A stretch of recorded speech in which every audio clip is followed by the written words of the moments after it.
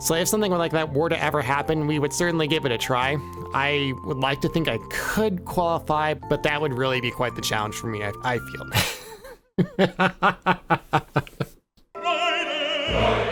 Hey everyone, it's been a while since I've talked to you like this. I really hope that you're doing well, and I just kind of want to give you an update on what's been happening over the past couple of weeks. If you've been reading the community posts and everything else I've written on Twitter and elsewhere, you already know what happened, and as you saw from the graphics, I am, in fact, an iRacing pro driver. I somehow managed to qualify for the INDYCAR ButtKicker iRacing Pro Series, which begins this week. And for those of you who are curious, yes, I will be streaming every single race from the Pro Series on the YouTube channel as well as the Twitch channel.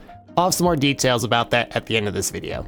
Honestly, I still can't even really believe it happened, especially if you've been following along and you know what happened at Barber.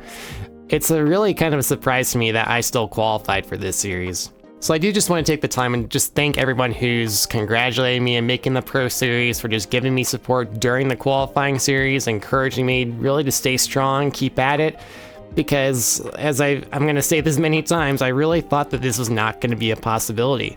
Before I had started the series, as I was running this series, all my friends gave me nothing but encouragement, and there was not a single viewer or fan who discouraged me at any point. And that's kind of rare these days, because honestly, the internet's really a toxic place when you think about it. And I didn't read a single thing of anyone telling me, oh, you're trash and stop. I mean, you're probably not wrong about the trash part. You're going to see in this Pro Series on the road courses, but no one told me that. Everyone was really positive about it, and I just want to say thank you for that. Every accomplishment starts with the decision to try. So I figured, why not try? What's the worst that could happen? You fail. That's it. You fail.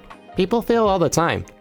Failure is not final. Failure does not define you as a person. And I know this is like internet, cars. There's so many other things that are more important than this, but if I had failed to qualify for this series, would that have really made anyone like look down upon me more than people already do? If they do? I don't think they do, but you know what I'm saying. And so I decided to try because for a couple of reasons, I just felt like this is my best shot. First of all, it is the car I'm the most competitive in. It is the car I drive the most. It is also the first season of INDYCAR Pro Series, so you're going to have the most qualifying spots available. Each Pro Series in iRacing has a cut line, meaning that let's just say like the top 11 drivers who finish top 11 in the championship, they retain their pro license and they do not have to run the gamut again of going through a qualifying series. So presuming the cut line in the INDYCAR Pro Series is the top third of the field, given there's 33 drivers, that means, likely, for the Pro Qualifying Series, there'd only be 22 spots available for you to make it into the series, and based on where I finished, that obviously makes it kind of important for me. As many will tell you, Pro Qualifying is not really about who the fastest is, although if you're a fast driver, it does make it kind of quite easy to qualify and go on to the show, so to speak. But really, it's about maintaining consistent results, keeping your car on the track, and just staying out of trouble in general. All that it's really about is just accumulating enough points to make sure you're above the cut line, and whether you finish P10 or P20 doesn't really matter. So what? As long as you're in the show, that's what counts. So we knew as the season began, obviously we were not going to be in high split road course races. We started the season with I think like 3.6k Formula Road I rating. Not very high, but still actually like in the 98th percentile, I believe, when it comes to the iRacing service. So I knew I was going to have to get consistent top 10 finishes in split 3 on the road courses in order to even have a prayer of qualifying. And when you add in the 2 oval rounds of Indianapolis and Gateway, where I would be top split because I consider myself a really good oval driver, we needed maximum points there to also make sure we had a chance at qualifying. So, how did I make it? Well, let's take a look. The first round was Long Beach.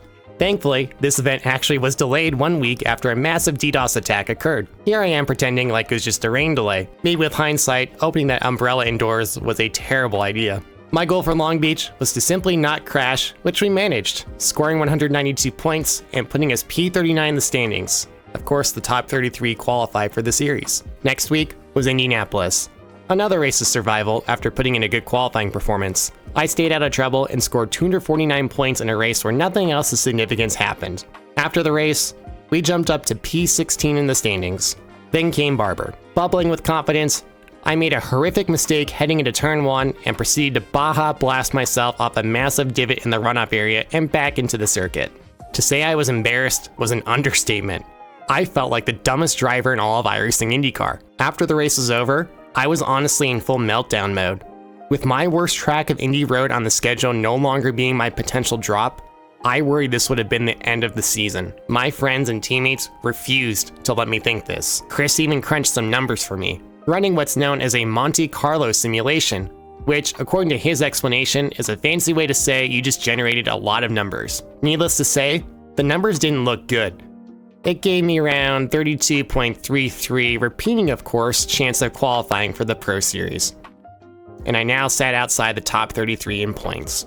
To add insult to injury, I got food poisoning days before the race at Indy Road. Without being able to practice and still feeling the effects of the poisoning, it didn't help my driving at all, but the result was not because of the food poisoning. I managed just 128 points, miraculously gaining 2 spots in the championship, but still outside the top 33. Finally, after weeks of turmoil, we reached Gateway. I was very nervous because a poor result here would mean the end of our qualifying effort. We qualified mid-pack and we really struggled in traffic, and then there is a caution that creates a fuel save race to the end. I told Chris, who was spotting us, that I could not afford to save like normal and that I had to drive as fast as I could while hitting the number. This is my season, I told him at the time. With thanks to Chris reading out the fuel number to hit every lap, I performed 3 passes on the outside of turn 3 and 4 on 3 drivers who are either currently iRacing pros or former professionals, including Bobby Zelensky in the last few laps of the race. Crossing the finish line, I actually felt weirdly emotional. At least I knew no matter how qualifying went, I could still be proud of the way I drove. My Gateway performance vaulted me to P31 in the championship standings with 2 rounds to go. After seeing the strength of field plummet in my split at the Indy Road Course, and knowing fewer championship points would be available as the season progressed with many drivers ending their qualifying campaigns, I decided I needed to farm as much Formula I rating as possible to get to split number 2. Over one weekend in August, I ran 20 Formula Ford races. I had never felt like such a drain on society in my life doing this, but hey, look at this massive amount of fake internet points I gained. When we showed up for Road America, it turned out to be all for nothing, as my Formula Road I rating before my Formula Ford weekend bender would have placed me safely in split 2 on road courses. All we needed was a good mid-pack points finish, but after this first lap, I nearly threw it all away. I somehow recovered to finish P16 scoring a measly 136 points. Despite everything that happened, we remained alive going into the final round, Mid-Ohio. The SOF continued to plummet for split 2 as I had feared, and a bare-bones field arrived in Mid-Ohio to finish the season. With intense fear of crashing the car, I drove with terrible pace. To make matters worse, a thunderstorm was in the area, and I feared that a power outage could end my season at a moment's notice. Crossing the line to score 121 points, I feared the worst as we were standing by for prediction from the I5G decision desk. Thanks, guys. All right. There's the checkered We'll see if it's flag. enough. It's going to be We will really, get really them next tight. time. Yeah, we'll see. I don't know why the chat's in the middle there. It's kind of... Thank fuck the race started at 7 and not like 7:30.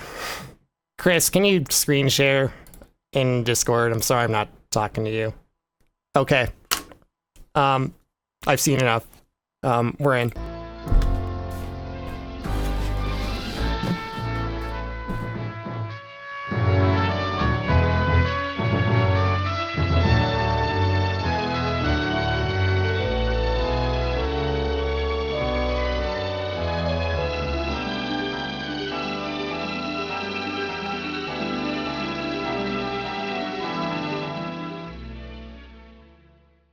So that's how I did it.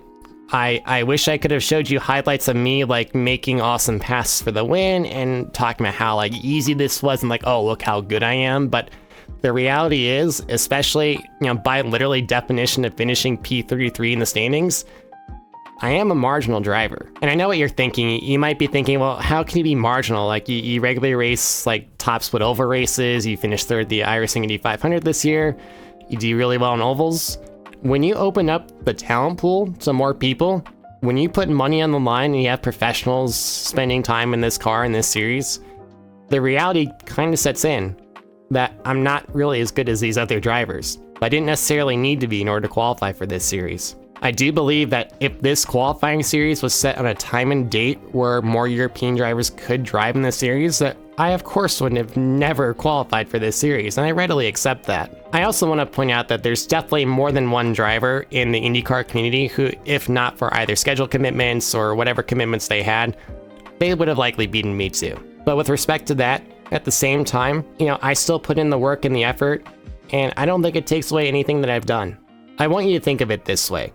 I want you to imagine right now that you are an Olympian in a sport and you have won an Olympic medal in that sport. Maybe the other competition there did not have their best day. Maybe the other competition just wasn't there for whatever reason. Maybe the guy who won the gold medal 4 years ago retired and is no longer there. Maybe he's like the best in his sport. Does that take away any accomplishment that you then make by getting that medal?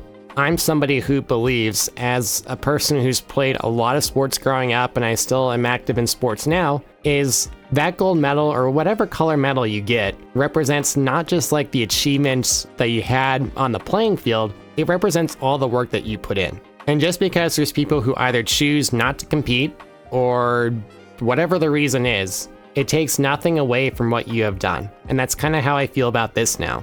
A great example of this is actually the Australian speed skater Stephen Bradbury, who I've made jokes about both on Twitch and I think in a video as well about how he kind of fluked into a gold medal. He was the short track speed skater who everybody crashed in front of him and he crossed the finish line first and he won a gold medal. Was he the fastest speed skater that day? No, of course not. But in his own words, basically, him winning that gold medal, he said, was representative of all the training before he had put in. And I'm not trying to compare in any way like an Olympic sport compared to, what I do here in this game. But the point of it is the mindset's the same. In any competitions that I do, I deserve nothing. And when I do get something, it really means I've earned it, and I'm going to keep it, and I'm going to celebrate it. I want to thank you for watching this video, and I'd once again like to thank all of you who gave me those positive words of encouragement during the qualifying series, and hopefully the same during the Pro Series in the coming weeks. As far as how you can watch the Pro Series is every Thursday until mid-November at 7 o'clock Central. It'll be on all of iRacing's social media channels, and you'll also be able to watch from my perspective every single Pro Series race. It will be live here on YouTube in 1440p, and it will also be live on my Twitch channel.